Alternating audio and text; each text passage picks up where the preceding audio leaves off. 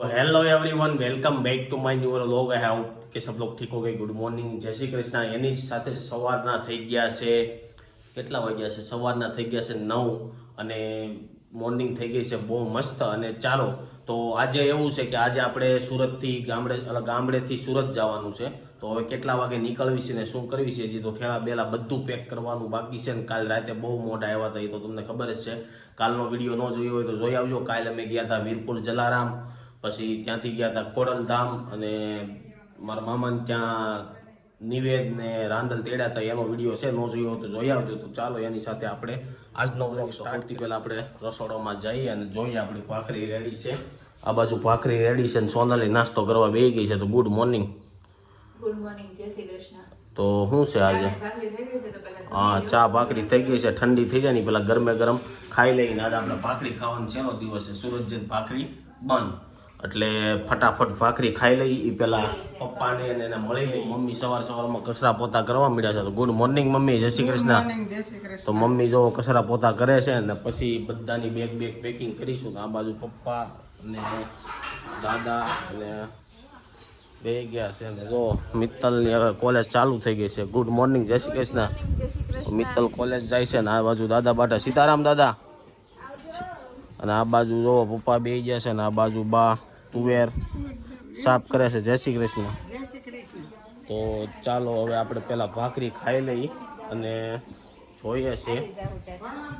તો ચાલો હવે આપણે ભાખરી અને કળી ખાઈ લઈએ। ભાખરી ખાવા બે ગયા છે, ભાખરી લઈ લીધું છે, ઘી લઈ લીધું છે અને આમાં ચા છે। અને જો ભાખરીમાં મજા નહીં આવે તો અહીંયા ગારિયાતરની કળી છે, તો આપણે ખાવું ને ચાલો બધા ચા નાસ્તો કરવામાં થયા છે 10:30 અને અમારા લોકોને નીકળવું છે એટલે બધા 10:30 જમવા બેસી ગયા છે ને ફઈએ બધી રસોઈ બનાવી નાખી। જય શ્રી કૃષ્ણ। તો ચાલો બધા લોકો જમવા બેસી ગયા છે ને આપણે બેસી જઈએ। તો જમવામાં ખાલી દાળ ભાત જ ખાવાનું જમવાઈ ગયું છે ને હવે બધા જાય છે। સારું હાલો ભાઈ, આવજો સુરત। સારું હાલો આવજો જયલા। ક્યારે આવવાનું? વેકેશન પડે ત્યાં આવજે। તો ચાલો હવે આપણે નીકળીએ છીએ અને ઠેલા બધાના પેક થઈ ગયા છે અને હવે ચાલો કંઈ પડ્યું રહેતું હોય ને તો ઘરમાં જોઈ લઈ અને લઈ લઈએ। આ બધું રોહિતભાઈ થઈ ગયા છે રેડી, પપ્પાએ થઈ ગયા છે રેડી અને દાદાએ થઈ ગયા છે। સારું હાલો દાદા આવજો, સીતારામ। વાગવામાં થયા છે 12 અને અમે લોકો નીકળ્યા હતા 10:30 વાગે ને અત્યારે ધોળા પૂજ્યા છીએ। તો ધોળા પૂજ્યા એટલે એવું થયું છે કે ભાઈ ટ્રેન આવે છે એટલે ફાટક બંધ છે। તો હવે જોઈએ છે કેટલી કલાક ઊભું રહેવાનું થાય છે। તો થોડી વાર હેઠા ઉતરી જાઉં ને આ બાજુ પાછળ પપ્પા મમ્મી અને સોનલ તો સુઈ ગઈ છે એટલે હવે થોડીક વાર ઊભું રહેવું પડશે ને પછી અમે અહીંથી ધોળાથી નીકળીશું। ટ્રેન આવી ગઈ છે ને ફાટક બંધ છે, તો ફાટક ખુલે એટલે પછી અમે સીધા નીકળશું। ટ્રેન સામેથી આવી હતી અને એક ટ્રેન આ બાજુથી આવી છે, 2 ટ્રેન હતી એટલે વધારે વાર લાગી ગઈ છે। અને જો કેવી મસ્ત ટ્રેન જઈ રહી છે, ધીરે ધીરે જાય છે અને ટ્રાફિક થઈ ગઈ છે ને પાછળ હજી અહીંયા ગાડી જ્યાં ઊભી રાખવી ત્યાં ખાવાનું ચાલુ કરી દે। શું ખાવ છો? તો મમ્મી પોપટા ખાય છે, પપ્પા રેવડી ખાય છે, તું શું ખાય છો? તો આ બધા પોપટા ખાઈને આપણે કાંઈ ખાઈ શકવી નહીં કારણ કે આપણે ગાડી હાંકતા હોય। આ બાજુ રોહિતભાઈ બેઠા છે ને જો હજી પણ આ બહુ મોટી ટ્રેન લાગે છે। પહેલી ટ્રેન નીકળી હતી ને નાની હતી, હવે આ ટ્રેન જાય પછી અમે નીકળીશું ને હવે જોઈએ છીએ આગળ ક્યાં ઉભા રહેવામાં થયા છે બપોરના 3 અને હવે લોકો રસ્તામાં સાળંગપુર આવતું હતું તો અમે લોકોએ એવું વિચાર્યું કે આપણે સાળંગપુરે દર્શન કરતા જાય। તો મમ્મીને એને ગેટે ઉતારી દીધા હતા ને હવે આપણે જઈએ મંદિર, સાળંગપુરનું મંદિર। આ બાજુ શું છે બહુ મને યાદ નથી પણ અહીંયા કંઈક લખ્યું છે સ્વામિનારાયણ મંદિર છે। આ સ્વામિનારાયણ મંદિર છે ને આ બાજુ એટલી બધી દુકાન છે ને શનિવારે આવો ને ત્યાં તમને ક્યાંય ગાડી મૂકવાની જગ્યા ન મળે। જો આ મેન ગેટે અમે અગર આડા દિવસે તમને મેન ગેટેથી એન્ટ્રી મળે, અગર તમારા પાછલા 5, 6, 7, 8 નંબરના ગમે એ નંબરેથી દર્શન કરવામાં હોય છે। તો ચાલો હવે આપણે અત્યારે એવું છે કે અમે જ્યારે આવીને જ્યારે બપોરે આવી છીએ એટલે દર્શન તો બંધ થઈ જાય છે એટલે આપણે દર્શન થતા નથી। તો કાંઈ નહીં, આપણે બહારથી ડિસ્પ્લેમાં દર્શન કરાવીશું। જો સામે મસ્ત સાળંગપુર હનુમાન દાદાનું મંદિર દેખાઈ રહ્યું છે, બહુ સુંદર છે। તો ચાલો હવે અંદર જઈને દર્શન કાંઈક નવું બન્યું છે, હવે શું બન્યું એ ખબર નથી કારણ કે અને સામે જે મોટી મૂર્તિ બનાવી હતી એનું તો રિનોવેશન ચાલતું હોય એવું લાગે છે। આ બાજુ પપ્પા ને મમ્મી અને સોનલ ઊભા રહી ગયા છે।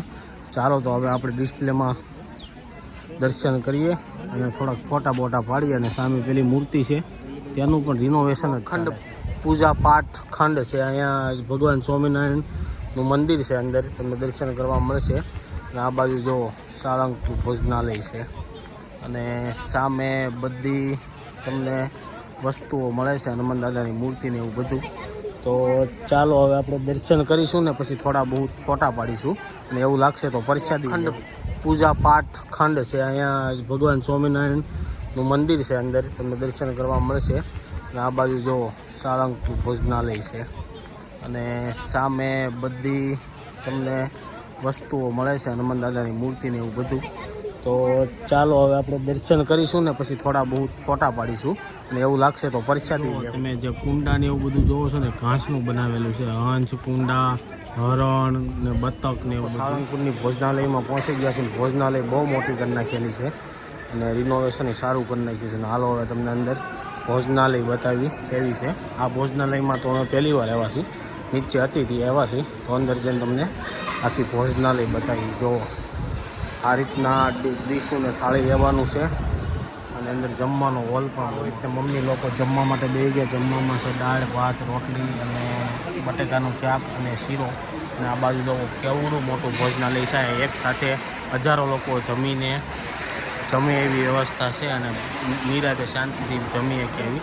અને આખો ડાઇનિંગ હોલ છે અને તમારે બેસીને બહાર આવી ગયા છે. ને આ બાજુ મમ્મી શું લેવું તમારે? ક્યાં મૂકશો? આપણા મંદિરમાં નથી, બીજી છે. તો હનુમાન દાદા તો ખંડિત થઈ ગઈ.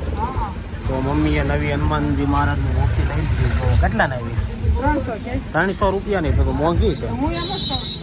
તો રહેવા જો, આપણે બીજા જોવું સારી છે તો ત્યાંથી લેવું. બધા લોકો બેસી ગયા છે અને હવે અમે નીકળવી છીએ સુરત જવા. તો કેટલો ટાઈમ લાગે છે જોઈ છીએ. હવે ગેલોપ છે તો નહીં ઊભા રહી, બીજે કંઈક રસ્તામાં ઊભા રહેવું જોઈ છીએ ક્યાં. અત્યારે અમે લોકો પહોંચ્યા છીએ ધંધુકા અને વાગવામાં થયા છે 2:30. અને આ બાજુ જોવો સોનલ ને સુઈ જવું છે. સોનલ થઈ ગઈ છે લાંબી પાછળ. અને આ બાજુ મમ્મી અને પપ્પા બેઠા છે. રોહિત ગયો છે સામે સણા લેવા. એવું લાગે તો સુરત થી સણા મગાવ્યા છે ભાણા 5 કિલો. તો સણા લઈને આવશે અને પછી આપણે અહીંથી નીકળશું. હવે કઈ ગેલોપ ઊભું રહેવાની ગણતરી છે નહીં, કારણ કે બધાએ ખાઈ લીધું છે એટલે ક્યાંય ઊભું રહેવાનું નથી. એવું લાગે છે કે 7, 7:30 પહોંચી જશું.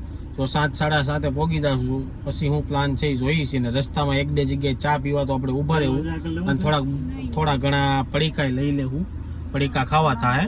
વાગવામાં થયા છે સાંજના 5 અને અમે લોકો પહોંચી ગયા છીએ વાસદ. તો જો વાસદ સામે લખ્યું છે, તમને દેખાતું હોય તો આ વાસદ છે ને સામે. રોહિત ચા લેવા ગયો છે ને, ચા પીશું. ચા પીને નીકળીશું. પહેલા 7:30 બતાવતા હતા પણ સાળંગપુર આપણે રોકાઈ ગયા ને એટલે 9 થઈ ગયા છે. હવે જોઈએ છીએ કેટલા વાગે આપણે પૂગવી. તમારે કોઈ ચા પીવી છે? તમારે પીવી છે મમ્મી? તમારે? હા. તો પપ્પા, રોહિત અને હું થોડી ચા પી લઈ પછી નીકળવી. દિવસ છે ને ક્યાંય લઈ. હું કેવું રોહિતભાઈ, દિવસ છે ક્યાંય લેવી છે ને? ચા કેવી છે? એવું છે ભરૂચ જેવી છે કે નહીં? એટલે થઈ રહે ભરૂચ જેવી છે કે કેમ છે? તો ભાઈ ચા પી કે ટેસ્ટ કરાવીએ. અને હાઈવે ઉપર આમે તે બધી જગ્યાએ ચા બહુ સારી હોય છે. મને તો ભરૂચ જેવી લાગી પણ ભરૂચ જેવી તો મજા ન આવી ચા પીવાની. તો હે अच्छी थी ना. अभी देखेंगे भरूच रुकेंगे ना तो पियेंगे. ભરૂચ ઉભા રહેવું તો પીવું. કારક હિન્દી આવી જાય છે અત્યારે. કેટલા દીધા હિન્દીમાં વ્લોગ બનાવ્યો નથી તોય આવી ગયું. તો ચાલો હવે નીકળવી છીએ અને પૂછશું. હવે સીધા ભરૂચ જો ઊભા રહેવું ને તો ઊભા રહેવું, બાકી હવે કઈ ઊભું રહેવાનું થતું નથી. જોઈએ છીએ. પહોંચ્યા છીએ ને આ 2 ટ્રકનું એક્સિડન્ટ જોવો. એવું એક્સિડન્ટ જોરદાર થયું છે. આયા લે જો આ જે તમને પાંખડું દેખાય ને, એ પાંખડા અમે જયારે ગામડે જતા ને અમને એમ હતું કે આ પાંખડા વિમાનમાં લાગતા છે. પણ અત્યારે હવે આવડા છે ને તે ખબર પડી કે આ પાંખડા છે ને એના છે. પવન ચક્કીઓ જાતી હોય ને, ખેતરમાં પવન ચક્કીઓ લગાવતા હોય ને એના પાંખડા હોય. અમે જયારે બસમાં જતા ને તો આવી 2-3 ક્રેનો જાતી જ હોય. અમને એમ હતા કે આ પાંખડા છે વિમાનના. પણ અમને એમ તો હમણાં હજી નથી ખબર પડી, ઘણા સમયથી ખબર પડી ગઈ. પણ પેલા બધાને એમ જ હશે કે આ પાંખડા વિમાનના છે. અને કોને લોકોને એવું હતું પેલા કોમેન્ટ બોક્સમાં કોમેન્ટ કરીને લખો એટલે અમને ખબર પડે કે અમને એકને તો એવું નહોતું લાગતું, કે તમને બધાને લાગતું હતું. કાલની રાતે વ્લોગ એન્ડ કરવાનું ભૂલી ગયા હતા.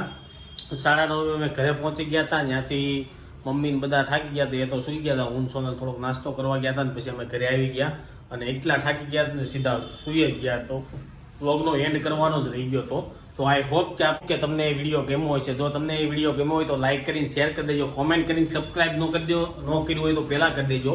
કાલે પાછા મળીશું 8 વાગે એક નવા વિડીયો સાથે. જ્યાં સુધી ન્યૂ વિડીયો ન આવે ત્યાં સુધી આ વિડીયો એન્જોય કરો. બાય.